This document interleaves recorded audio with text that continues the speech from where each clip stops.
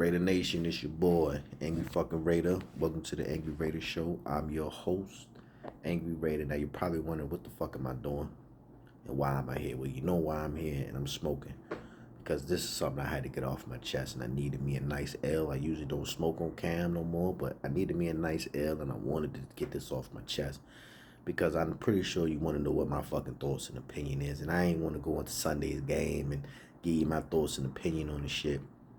But I can give it to you now. I can give you the E-True Hollywood story. I ain't gonna sit up here and sugarcoat nothing. I ain't got nothing to lie about.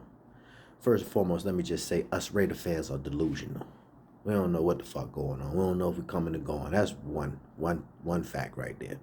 That's one fact. 1 minute you love Carr, next minute you hate Carr. So we delusional. We don't know what the fuck going on. Well, let me break it down to y'all. Let me give it to you in the simplest motherfucking way I could possibly give it to you without having to use your brain too much. Let's think about this. Let's just think about a sorry-ass high school football team. It's just been sorry. High school, college, pros, doesn't matter. Just a sorry-ass team that's been sorry for decades, right? 20 plus years, damn near. And you get this, usually on a sorry team, you have one or two good players. Usually on a sorry team, maybe just one for real. You just probably have one good player on a sorry team. It's usually in a skill position, whether that be quarterback, whether that be receiver, running back, linebacker, so forth and so forth, right? So with the sorry team, you got this one bright spot that you got people that's like, man, he never had nothing, he never was able to show his true ability, or he did everything he could. He was a great athlete. He put up crazy numbers for a sucky ass team, right? But then you say to yourself, if you took that athlete and you put him on another team that wasn't sucky, that had other great athletes, where would he fit? How would he line up with the other team? Sometimes you might get a player who would go to another team and shine. Then you get the player who was shining on a sorry team, go to another team, and he just be average, or he be below average, right? That leads me to the situation with the Derek Carr thing, right? You guys have to be blind to not see what the fuck has transpired and what was going to transpire on the course of the year. When Josh McDaniels came in, and I'm not here to say Josh McDaniels is a great coach, because obviously whatever his game plan was coming to the Raiders backfired on him in the beginning of the year. And he had to find a quick way to try to cover up his fuck ups and find a way out to where he can still keep his job. So we already know that. That's common sense. I don't think he came into the situation to the Raiders to try to sabotage them. I think he came into the situation with the Raiders to rebuild, but without saying rebuild, right? So you get Derek Carr, who's been here 9 years, who is quote unquote a top 10 quarterback in a lot of people's eyes, right? So you would think in the top 10 mind, most top 10 players in the National Football League could go to another team and produce, right? You would just automatically assume that. So if you're thinking that as a coach, logically you come in, I got a top 10 quarterback, let me put him with a receiver, because you really didn't know the Davante Adams shit was going to go down. That's just something that just landed in your lap, and that's how that happened. Your quarterback really called for him to come over here, right? So you would assume that, okay, if your quarterback called for him to come over here and we put all this together, we'll have us this dynamic trio and we'll go on and win a lot of games, and we'll kind of hide the fact that our defense is still below league average, right? So you get this quarterback that you have. You bring in your system. Well, we already know that you have to implement your system, so people have to learn your system, and these guys are human. So I mean, just because somebody picked up another system fast before, it doesn't mean that they're going to pick up somebody else's system fast. You understand what I'm saying? So you have to implement your system, and the guys have to learn it. So that could take a year or two, just depending on the people. Well, we know Derek's a very intelligent guy from what we've seen, but we don't really know what goes on behind the scenes. Now, am I saying that he didn't learn the system and Josh McDaniels was just sabotaging him because he already had fucked up in the beginning. That's a possibility. We're not going to throw that out. That's a possibility. But somewhere in that mix, in the beginning of the contract negotiation, guys, Derek Carr and Josh McDaniels, the brand, the Raiders brand, and Derek Carr, who is the brand, not the person, but the brand, had a negotiation. And somewhere in the negotiation, shit didn't feel right. So you had your boy Derek Carr say, well, shit, look, I don't want no trade clause, and I want an injury clause in my contract. Well, if I get injured, I'm guaranteed this money. Well, if we rewind some, Derek Carr said it wasn't about the money. He wanted his other guys to win. He already has been paid. He already good and X, Y, Z. You heard it. You heard it. So if that's the case, then why would you put that in your clause? Now, am I saying that was dumb of him to put that in his clause? No, because you want to protect yourself at all costs. But if you're saying to me that this is where you want to be, and this is it, and if you can't be here, you go play golf, then the clause part has no weight no more. That shit is dead. You shouldn't even add that. So you already let me know by just the clause in your contract, the stipulations, that it was some fuck shit that you felt like was going on. And you was holding your spade in your pocket just to see if the Raiders really were committed to you. I kind of understand how you try to finesse it. The crazy shit is what I don't understand is that through the whole year, if that clause was set in stone, we just know about it now. That means you could have got hurt or fake just hurt or whatever. And could have got $42 million, whatever it was, guaranteed. So then that lets me know that maybe Josh McDaniels do have faith and trust in you and really did believe that you could come in and implement his offense the way he needed to be ran and do great things with it. But then it goes back to say, okay, well, if that's the case, then why would Josh McDaniels sabotage Derek Carr if he already wanted him to be his quarterback, right? And why would Derek Carr have all these clauses and all these fucking demands in his contract if he was all in and Josh McDaniel was all in, Dave Ziegler was all in, Mark Davis was supposedly all in? Like, why all these stipulations if you're telling me this is where you want to be and this guy's telling me that this is his guy? He wanted him when he was in New England. So where in the middle was the fuck shit? Where did the Raider Nation get disconnected from what is really going on? You know what I'm saying? Why is this quarterback keeping a spade in his pocket and the coach looking like he's the one sabotaging this guy to save his ass? Now, is that true? That's a possibility. I don't know. But it's just a lot of weird, fishy shit going on. So then you guys are bitching and complaining and crying, saying, well, it's fucked up. They benching Derek Carr and X, Y, and Z. But you guys don't want Derek Carr as your quarterback. We've been saying this. We need to move on. So here's the opportunity to move on. Why are we backpedaling now? Why are we like, oh, this is fucked up and X, Y, and Z? What's fucked up is the fucked up shit that's been going on. That's what's fucked up. That's what's fucked up. You got a mediocre quarterback that probably wouldn't start on any solid team unless they desperately needed a quarterback. Derek Carr probably to be a number 2 quarterback in any other system if a team was good. Now, I ain't talking about no bum-ass, trash-ass team like we've had for the last fucking 20-something years. You are always going to be a shining star on a trash-ass team. You feel what I'm saying? You're always going to be a shining star. You're always going to break records. You're always going to do crazy, insane numbers and shit when you're on a trash team and you're the only person. It's just mighty funny that all the other stars that we had, you had a Khalil Mack, he got the fuck out of there. You had all these other different players that might have came that could have been stars, got the fuck out of there. Coaches got the fuck out of there. Carr stayed. You know why Carr stayed? Because Carr knew that he couldn't go nowhere else and keep a job. And this was his way of supporting his family, which I'm not tripping. That's a great hustle. See, sometimes you got to read between the lines. This is a business. I'm not talking about Derek Carr, the person. I'm talking about Derek Carr, the businessman. This was a business move. He was on a bum-ass team.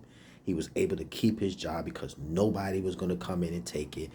Nobody wanted to come here and play, and this is what it was. Now, am I saying that when he first got to the Raiders as a rookie year, he didn't want to come and change the narrative and be great and all this? I'm not saying that. He probably did.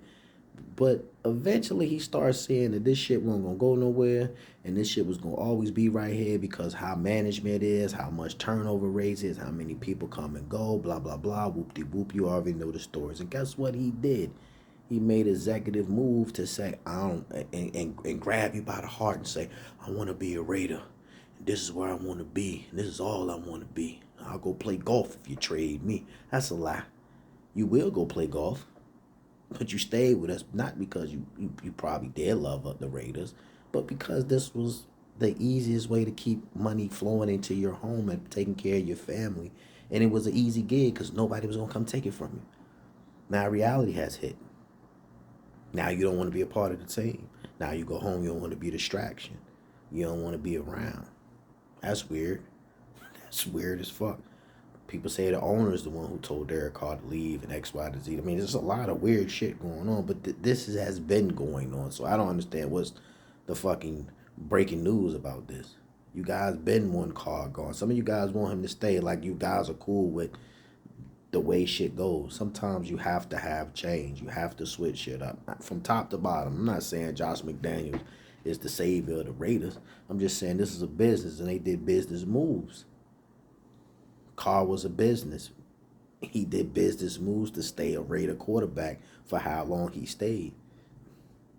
Am I saying that he's trash? He wasn't a great quarterback. He was a great quarterback to the Raiders because we had nobody. Would he have did these numbers or put up these numbers somewhere else? I doubt it. I doubt it.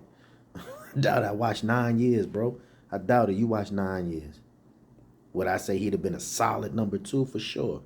Could he had it came in and won you a couple games if your quarterback went down? For sure. But that's it. But we guys think he's great because this is all we had. We've been trash for years. This is all we had. So, of course, anything is going to be great. When Cleo Mack left, his shit killed us. Because that was a great player. Why he didn't stay? Get what I'm saying? Why he didn't stay? He loved the Raiders, too. Then you hear this Davante Adams.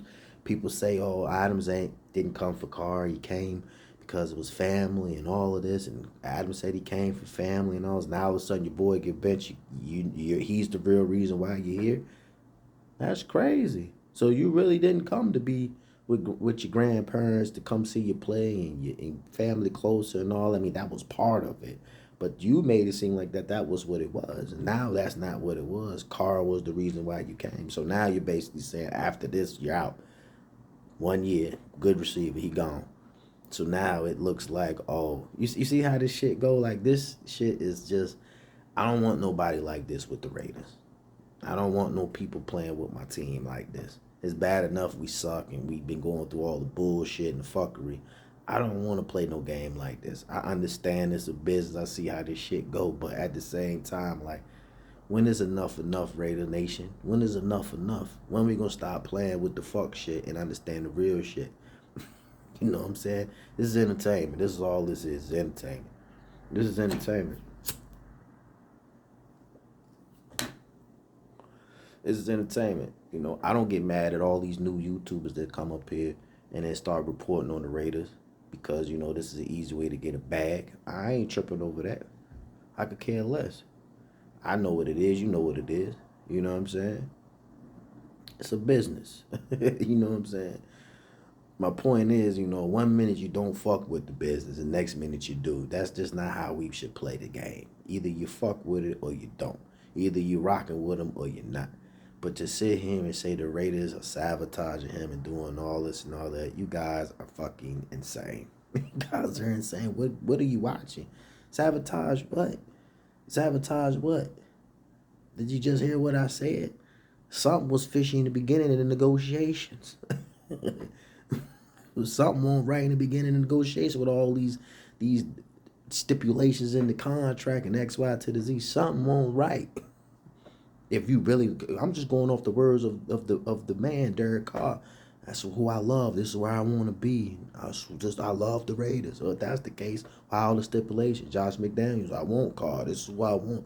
I've been wanting them when I was in New England. And why I agreed to all the stipulations? Why wait till the end of the year to reveal that shit? If he get hurt, we owe him 42. Then you realize he ain't doing your offense the way you need it done. So you blaming him. Like, this shit is just, it's been fuck shit from the beginning. So why are we so shocked? Why are we acting like that this ain't been going on? I'm just confused. You guys wanted my honest opinion. I'm giving you 15 minutes of it. What have we had, man, in the last fucking 20 plus years? What have our records been? And then you guys say, oh, well, he ain't never had a defense. I see these charts and shit, all the bad defenses he had. Cool, no pressure. I give you that. Again, if you plan on the sucky ass team, you're gonna have one bright spot, and it's gonna look like that he never had an opportunity chance. But you guys said that the last 6 weeks we done had the number one defense. So what the fuck is the problem now? What's the problem now? You guys said that we didn't have a receiver. We ain't had no receivers. We couldn't do nothing. We had number one receiver. This is what it would be. We got that. What's the problem?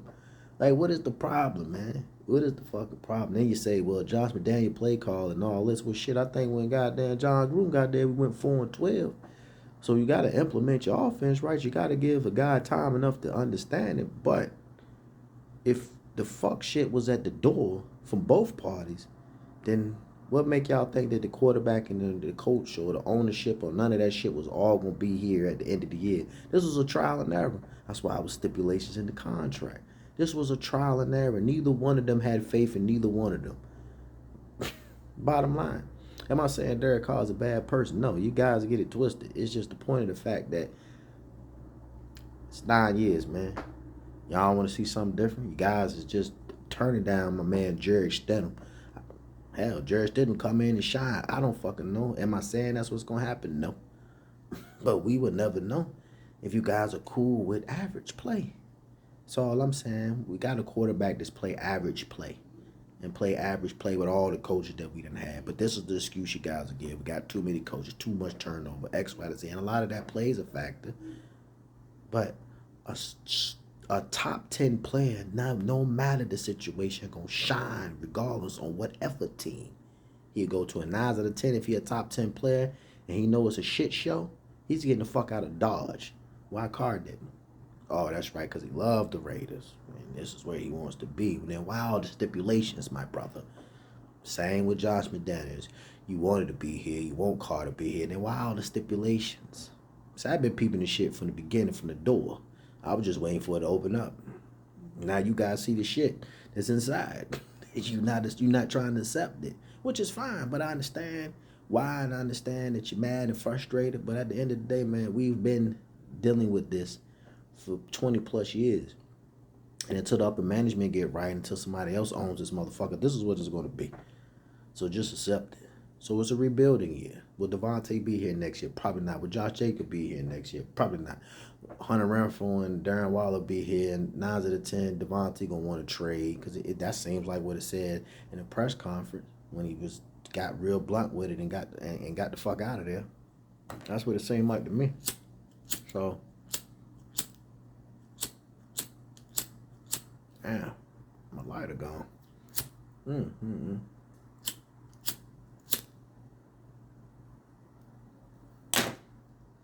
Excuse the delay. But yeah. So I'm just giving y'all my opinion, man. I can rant on this shit. I can really get into it. But at the end of the day, it's just simple. It's just simple. There's no need to give this long, drawn-out shit. Your quarterback got benched. Our quarterback got benched because of lack of play and probably some sabotage in there as well.